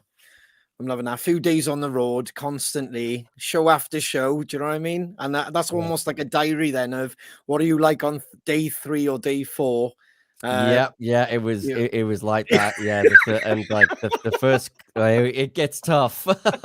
I'll say, I think I'd have to pace myself a little bit more now because the first couple were quite something, I have to say. It was funny actually. So I've been we're sort of like rejigging our YouTube channel a little bit. And where we started out, we just put stuff out and hope for the best. And then I was going through back like some of the old content today, and I was like, oh, that's actually hilarious, but I'm going to make that private, I think. That's one for the memories. That's cool. Look, bud, I mean, it's been a beautiful conversation. I didn't think it was going to take that avenue. But again, you sit there and you connect with people. And that was a wonderful conversation, bud. And let's do it again sometime, brother. Oh, absolutely. Absolutely. And again, thank you so much for having me, man. And it's been great to come on and just chat. That is the beauty, I guess, of the podcast form, is that it's not like a set thing, because you know what it's like when, all right, you're on an interview run. It's like, right, you got your 10 minutes, right? We've got to get in this 10 minutes, because this is how it could go a lot for me. It's like, right, you got 10 minutes. We've got to talk about the new album, the tour, the single. It's like, it's a lot to grab in. So it's really nice just to chat. And honestly, cannot wait to have you back in April. And I just want to give a shout out to everyone in the comments. I know there's been plenty of the Primordial family that have come over today, but also to all of the Crow family as well. I've seen so many comments going. It's been like difficult to keep up with them. But just been after kind of seeing them on the side, and all of your comments have just been so lovely. And it's been a real pleasure, a real honor to be here. And if you haven't had a chance to check out the PGM, which is happening in April, we would love to see you there. Like, we would genuinely love to see you there. I think we're coming up 70% tickets sold now on an 1,800 cap venue.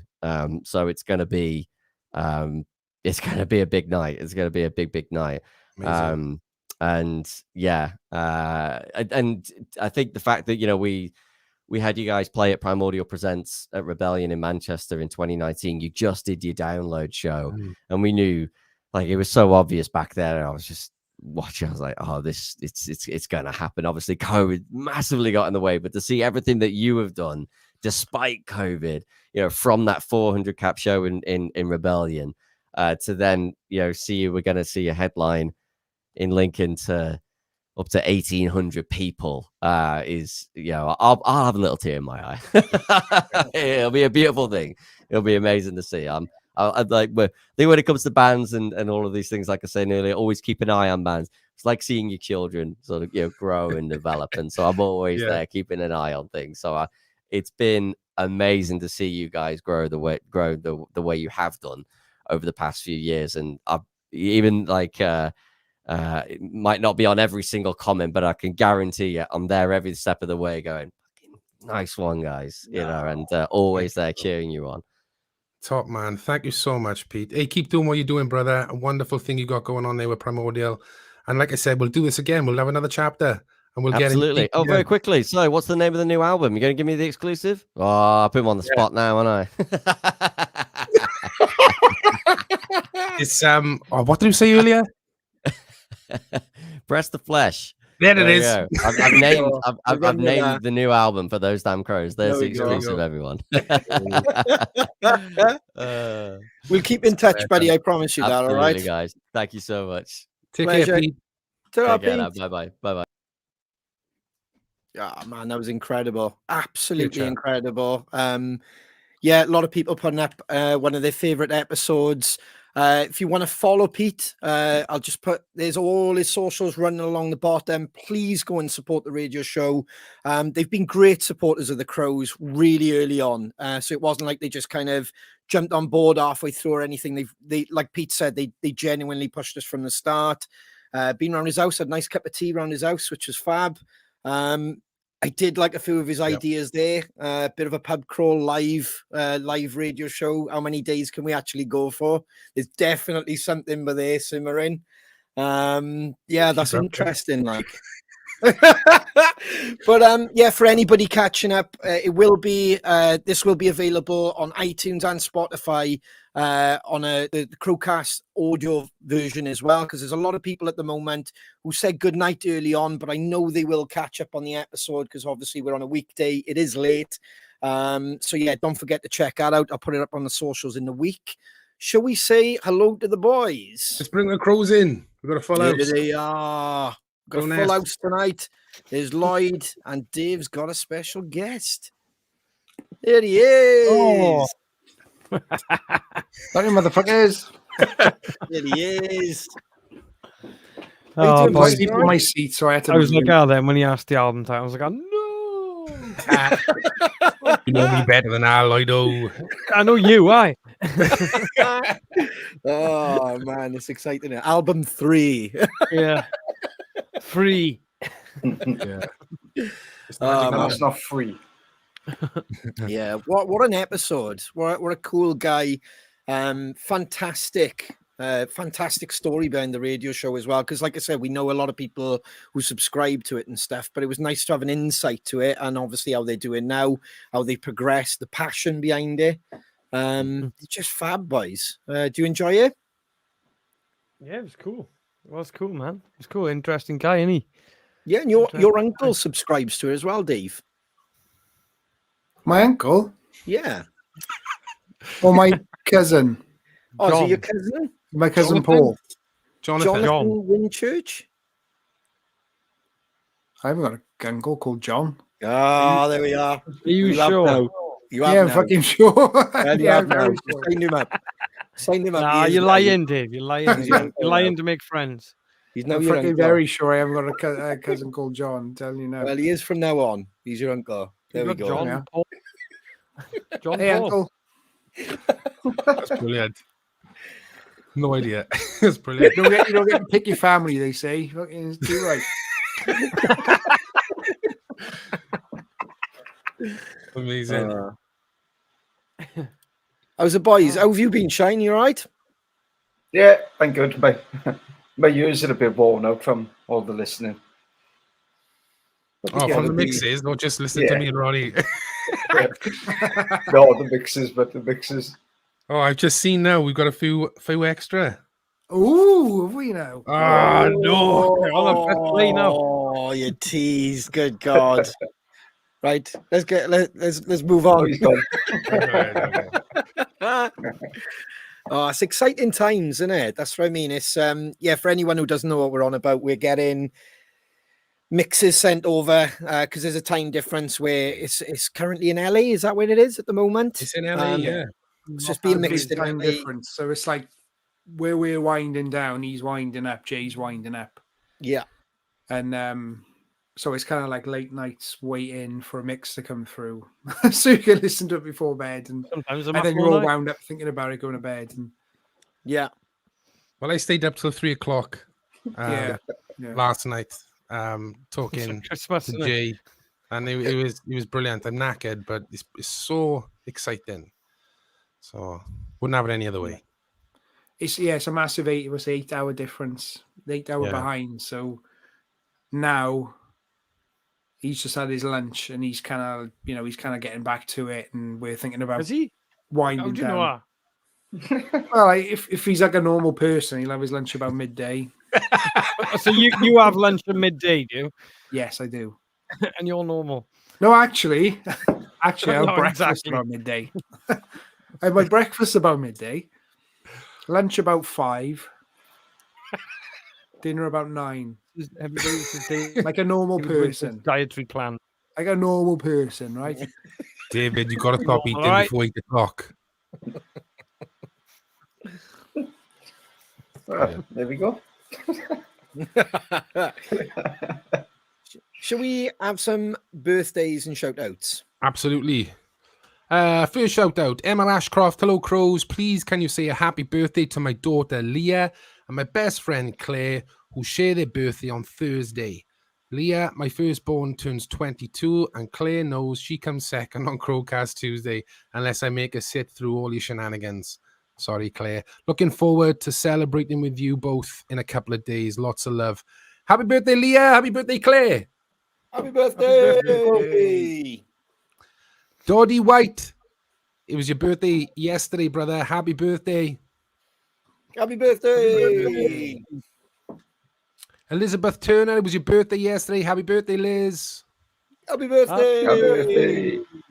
Liz? Clear Kid got in touch. Hi, guys. Could you give a belated birthday shout out to Elaine Bowen? It was her birthday last Wednesday. Also, please say a big thank you to Paul Bricknell for being so supportive recently. Elaine and Paul and others are now lifelong friends who I would never have met if it wasn't for those damn Crows and Crowcast. The Crow family are kind, generous, and supportive. I'm so glad to be part of the wonderful community you have created. Thank you guys so much. Happy birthday, Elaine. Happy birthday! Well done, Paul Bricknell. Thank you! Thank you. Ronnie's now called Paul. David Olson got in touch. Hi guys, can you please wish my rockin' wife Vicky a happy birthday for Thursday, the 3rd of March. Happy birthday, Vicky. Happy birthday! Happy birthday.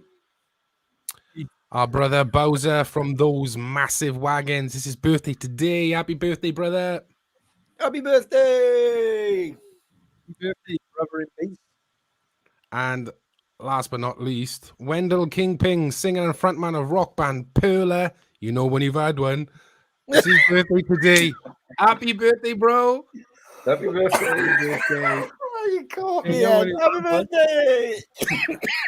Can I jump in there quickly? Happy birthday to my nana-in-law, Pauline. I did message for you to say last minute. So happy birthday, Nana. Happy birthday! She's watching tonight, by the way.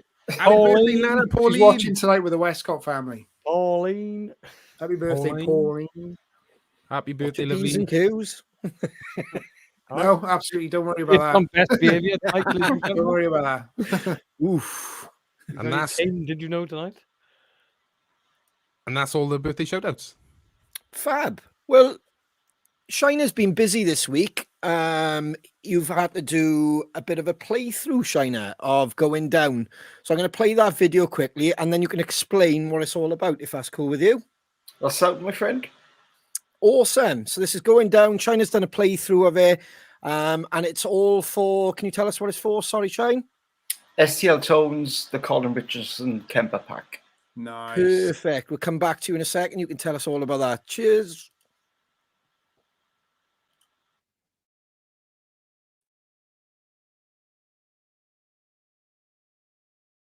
Going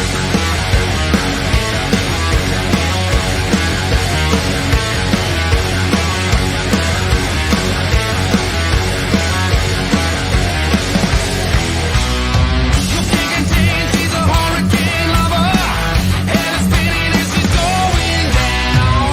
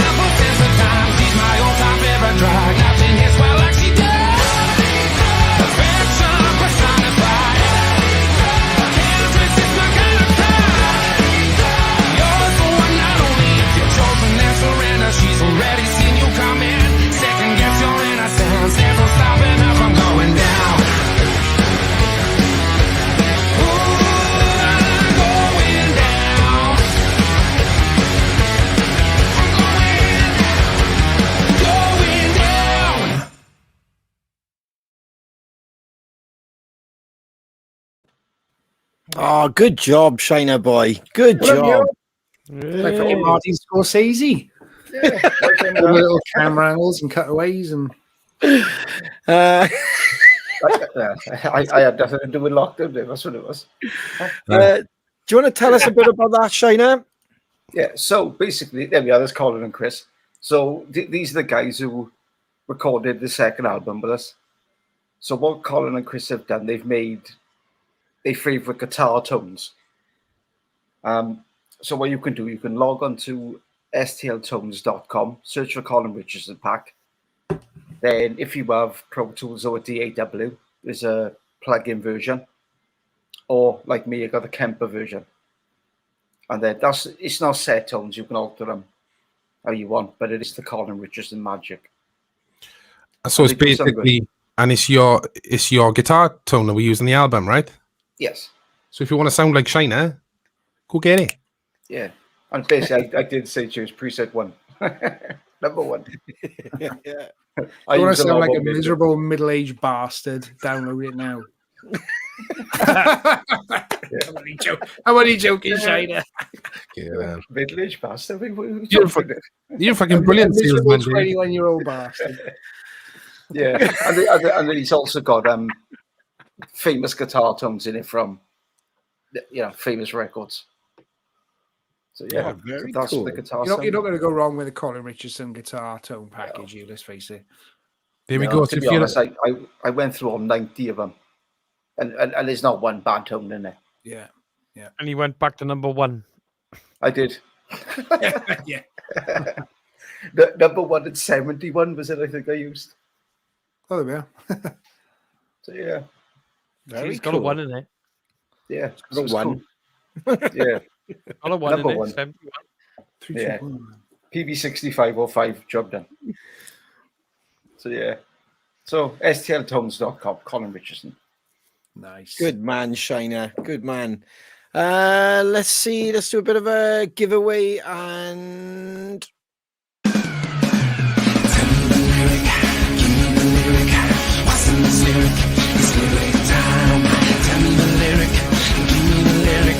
What's the next lyric?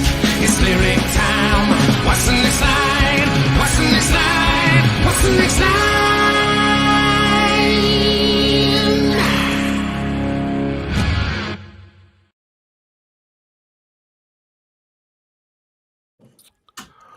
Okay, this week, a bit of a clue. Shiner just played it. Oh, I've never done that before. I've never given the title of the song before. But here's the lyric. You do it every week to me.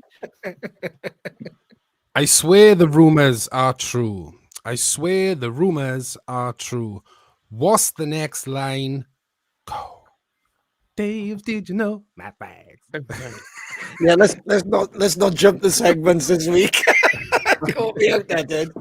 It was brilliant. That was brilliant. That was kept me right on my toes. Let's see what's going on Crew. Go on, Chino. So no, I was just going to say. So the prize is a signed set list, and it's the same as last week. Actually, a signed set list and the new retro T-shirt that we got on our web store. There it is. Janie Walker, the one last week. Don't worry, lovely. We haven't forgotten about you. I'm just waiting for Lloyd to sign the set list so I can send it off. Yeah. Oh, Wait a few more weeks yet, then, love. we're waiting for the winner. Let's see what's on Crew Radio. The best music all day long. Crow Radio. Available now via Those Damn Crows Spotify page. Don't forget to click the green heart.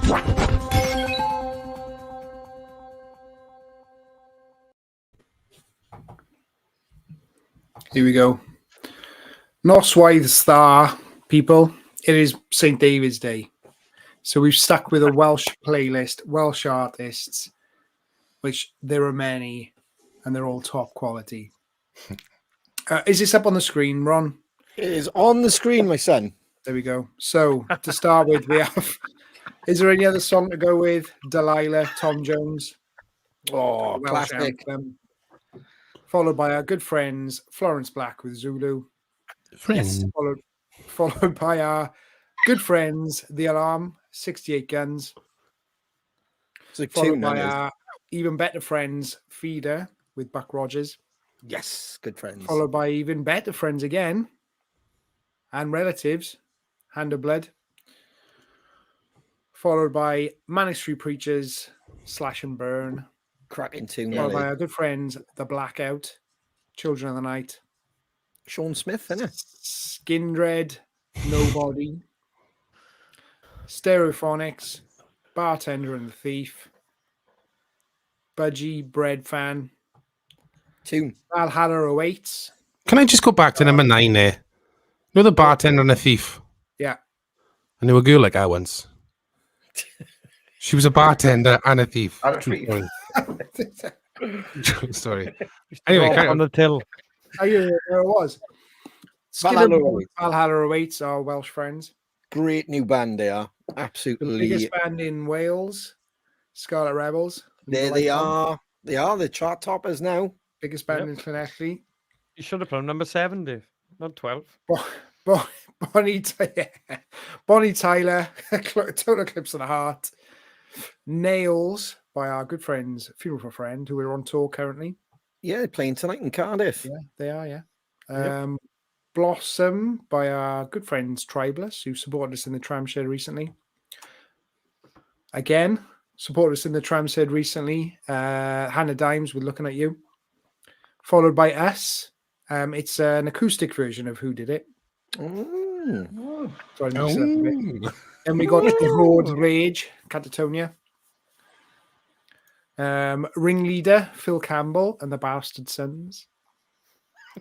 And then Stay 60-Foot Dolls. And then I Hear You Knocking, Dave Edmunds. And I had to put a cap on it then. 21 songs. I thought there's too much good shit coming out of Wales. Yeah. You can't have any more than 21 songs. It's too many. Some beauties there, or what have they got to do, Dave? Press the green heart. Press the That's downwards it. facing arrow and share with your mates. Be them Welsh, Scottish, Irish, French, Ukrainian, or whatever. Yes, definitely. Well done, dude. Well done. Have we got a winner? Yes, I believe so.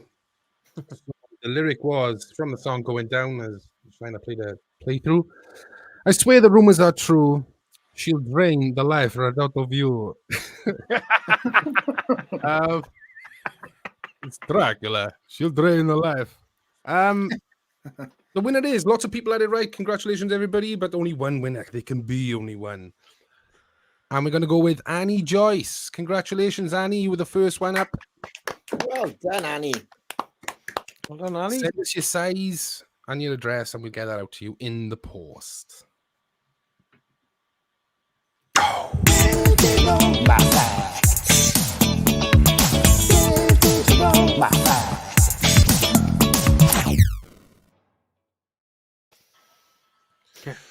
I'm going to stick with the St. David's Day theme today. Keep it 'Cause you on named Dave. topic. So, did you know that the term straight edge was coined by our patron saint, St. David? Ooh. Sorry, but I missed that. Can you say it again?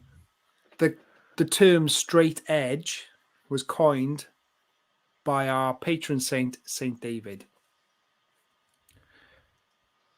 Huh. Now, for people who do not know what people do not know what straight edge, it is an ideology or a movement based around the fact of not drinking, not eating meat, not smoking, popularized in 80s metal, punk, hardcore. Anyway, it comes from St. David was a monk, did not eat meat and did not drink. And they used to plow the fields by hand, and they did not do it with using cattle, which they traditionally would do in the middle ages. And because they were abstinent from substances, they plowed the straight lines in the field. They were called straight edges. Right. And then obviously it knocks back into popular culture, which to be fair, if you look at popular culture now with vegetarian and veganism has trickled down into it's popular culture now, whereas it used to be a sort of fringe thing. Well, you can thank St. David for that. Not necessarily him, he didn't coin the phrase, but his followers coined the phrase. He's a straight edger. Ah. You're an intelligent boy, bud, you are. I don't care what anyone says. Oh, That's awesome. That's a great fact, that is, mate. On your day as well. Yeah. Yeah. You are a saint. Also, it's Pancake Day. So, have we got another one? no, it's not another fact, but it's I'll just do blows yours. your mind. Last week was the 2202. This week is St. David's Day and Pancake Day. Look at Darren Griffiths with it. As he says. Which begs the question. They just seem to be fucking making it go along, don't they? Ian Griffiths, that's way too serious. Yeah, see, that's the thing. See that you think the rod for your own back, you Dave. People expecting funny sort Yeah. of things, but you're an Well- intellectual guy. You know, we're patriotic guys. We're not going to take the piss out of our patron saint. It's going to be a serious topic, and if you can't handle that, All right. tell them what's going to happen, Lloyd. If you We're can't gonna handle fucking that, fill you in ears. exactly. I was expecting a story about St. David and a fucking leaf level you. going in a place Yeah. you shouldn't. That's what I was expecting, or something. Yeah, something growing out of St. David, David, or once something you going in St. David. No, to Roger, a fair maiden. There we are, and that's why it's such an iconic. Oh no. Move on, quick. Is that Move better? on. that's my boy. That's my Is boy. that better? That's the one. That's the Yeah. one. Finger, is that better? Yeah, just a reminder, guys, all our merch is available at www.thosedamncrows.com.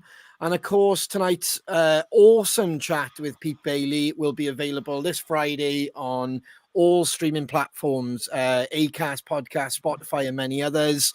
So if you're on your way to work, or if there's people who are wanting to catch up, it will be available there. There's also Crow Coffee is back in stock, so you can get it now, yet again, from www.thosedamncrows.com. There you go. I don't know where to go after that now. That's absolutely brilliant. So there's only one place to go. Ladies and gentlemen, one-liner, shiner.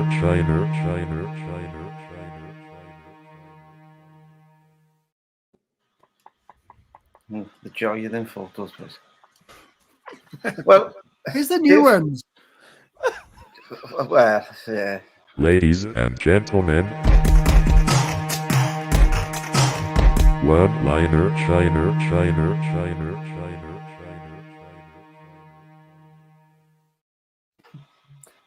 It's a collection of my best work, Dave. That's better. Lloyd wasn't here last week, was he? No. Well, look at it. Look at it. Fuff. Look at it.